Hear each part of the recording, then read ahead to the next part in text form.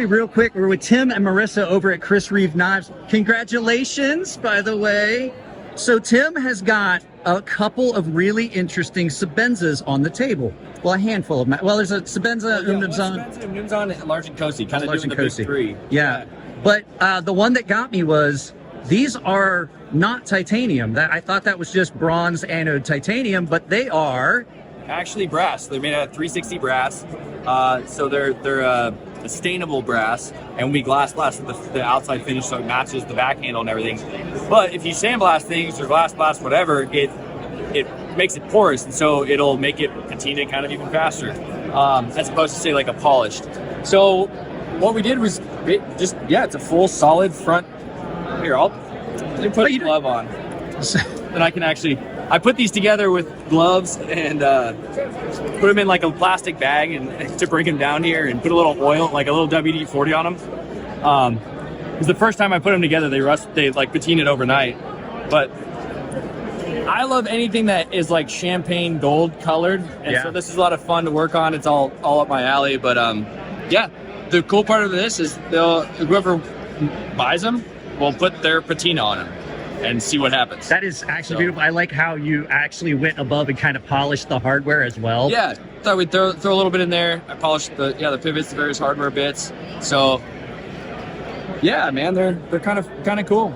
That is really, and like I said, I just wanted to do it. You guys sold all the stuff before I could even get over to the table. Right. Yeah, the first comes went pretty quick. Yeah, so I just thought it would be cool because these are the lottery pieces, and these are, you said 800? Yeah, 800 piece. So there's only one of each. Lottery, we're drawing at 3 o'clock today.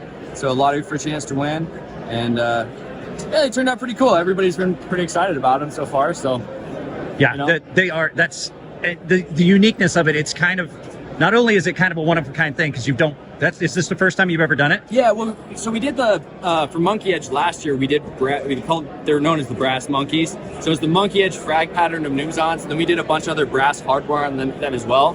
But these were, here's the kind of funny thing behind the scenes. These were actually the proof of concept handles for the Brass Monkey series. So we built these about a year ago. They've been sitting in my office. I was like, we got to get these out in the world because they're just kind of too cool. Yeah. I wanted to see what happens with the brass, to the general public. So I just cleaned them up, refinished them.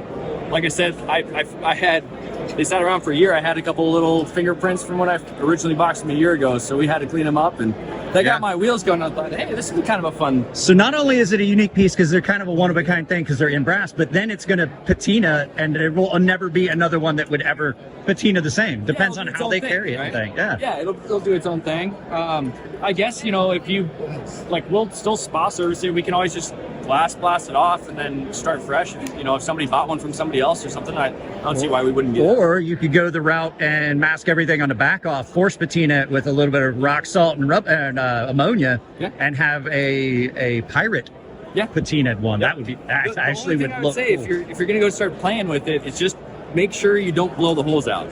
Yeah. Because that'll start causing problems. But outside of that, that's why I say mask everything with the liquid masking agent I told you about. That'd be the only thing I'd be worried about is like the holes. But outside of that, anyway, this could be really they could look really cool, or they might end up looking really dumb. We don't know. Who knows? It'll be a year. But that's what these shows, especially the California Custom Show, is to do fun stuff like this. And so I just had a little idea and was like, we can pull this together. It's awesome.